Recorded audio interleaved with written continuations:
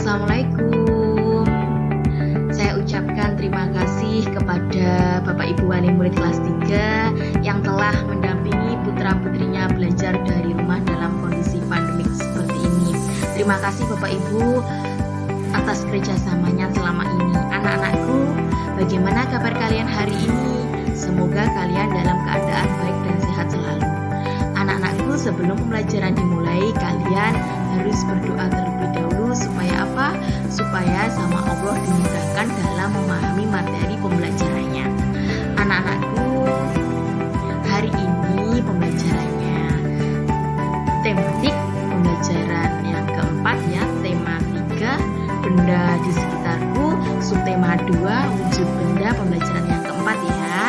Nah anak-anak, kalau anak-anak suka YouTube bisa mampir di channelnya Bu Agustin ya, bisa subscribe atau like ya. Nah bisa berkunjung ke channelnya Bu Agustin. Ayo simak baik-baik ya pembelajarannya. Nah anak-anak, untuk melihat benda cair lebih dekat anak-anak, pembelajaran yang lalu kita sudah mengenal wujud benda, padat, cair, gas. Hari ini kita mengenal ya, melihat benda cair lebih dekat anak-anak. Nah, seperti benda padat. Nah, pembelajaran kemarin kita mengenal benda padat. Nah, sekarang benda cair. Benda cair juga banyak di sekitar kita anak-anak. Sekitar 70% permukaan bumi tertutup oleh air laut.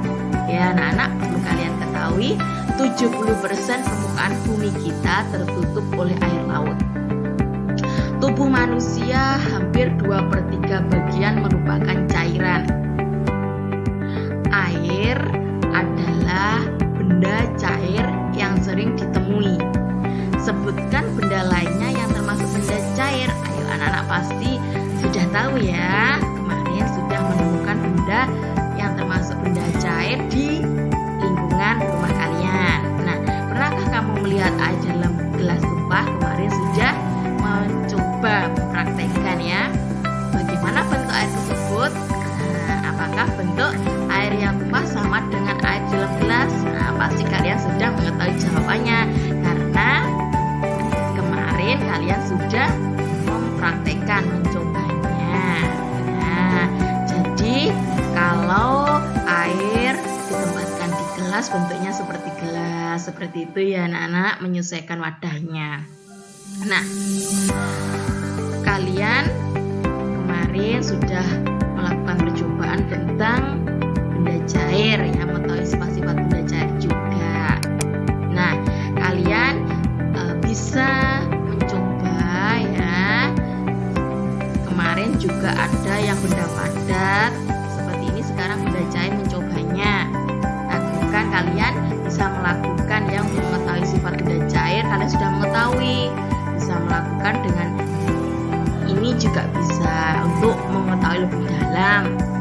Nah, kalian bisa menyiapkan alat dan bahannya air dan minyak goreng. Kemarin ada yang sudah mencoba tentang airnya ya. Kalau minyak gorengnya ada yang belum mencoba, boleh dicoba. Lalu siapkan air dan minyak goreng, ember, gelas, kantong plastik.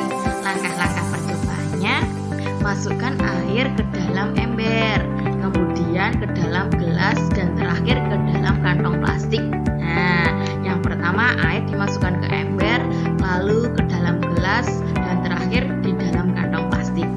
Yang kedua, lakukan hal yang sama dengan minyak goreng. Minyak gorengnya dimasukkan ke ember, lalu ke gelas, lalu ke kantong plastik. Nah, catatlah hasil pengamatanmu ke dalam tabel di bawah ini. Kalian bisa mencobanya juga kalau ingin lebih mendalam mengetahui sifat benda cair.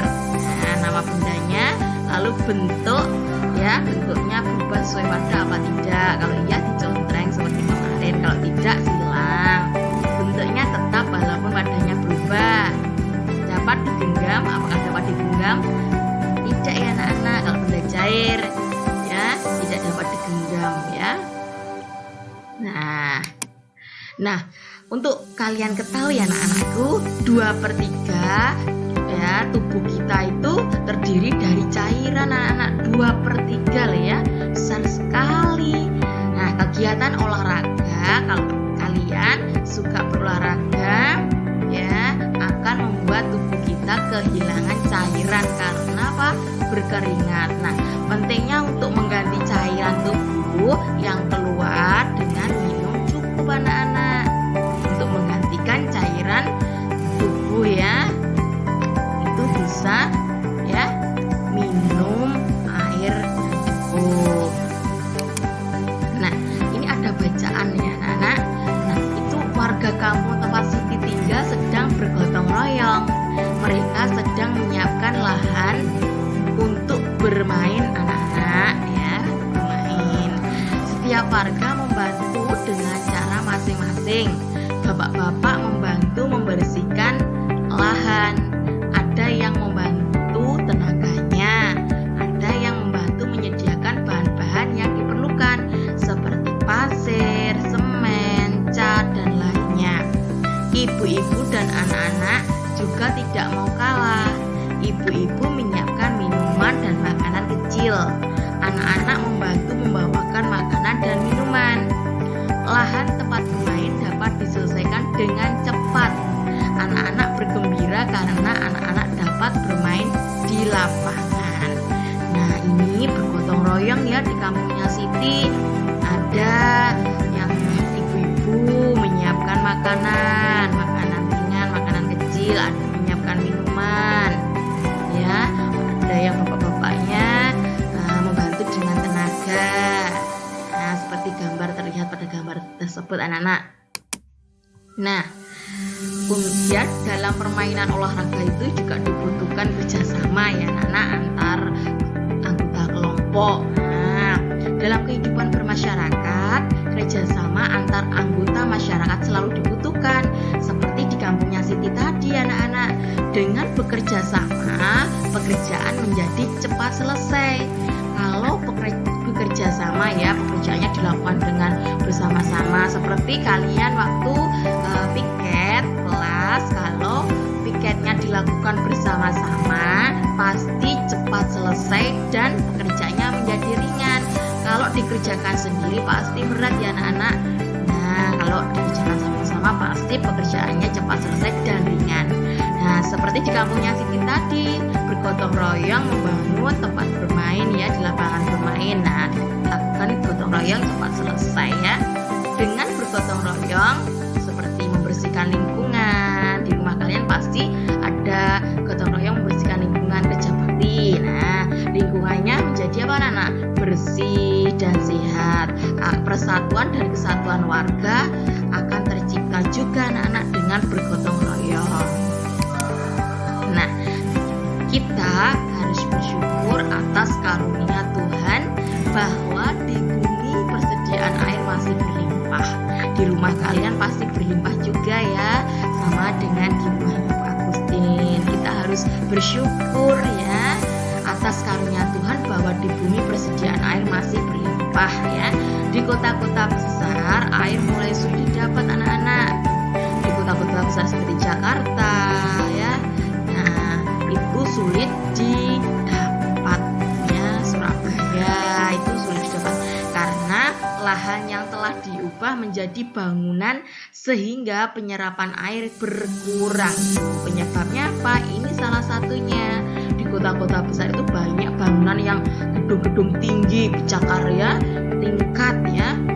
Nah, itu gedungnya besar-besar, lahannya dibangun semua, nah diubah menjadi bangunan sehingga penyerapan air berkurang anak. Nah, maka dari itu bijaklah, pesannya Bu Titin, maka dari itu bijaklah dalam menggunakan air agar kelestarian air tetap terjaga.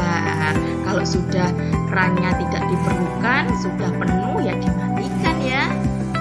Makanya itu bijaklah dalam menggunakan air agar kelestarian air tetap terjaga anak-anak.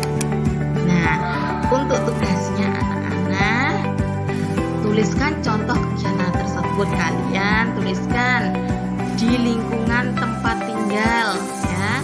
gotong royongnya berupa apa anak-anak? Maksudnya ini tugasnya. Di lingkungan tempat tinggal kalian, contoh kegiatan gotong royong yang dilakukan apa saja? Kalian bisa menyebutkan. Lalu gotong royong di rumah. Di rumah ya. Di rumah apa saja yang bisa dilakukan dengan gotong royong? Kalian tuliskan. Lalu di sekolah, kegiatan gotong royong yang bisa dilakukan apa saja? Kalian sebutkan. Mudah kan ya anak-anak? Nah, tentang gotong royong ini tadi ya, dan benda cair juga kalian bisa memahaminya. Anak-anakku, pembelajaran hari ini Bu Agustin akhiri cukup sekian.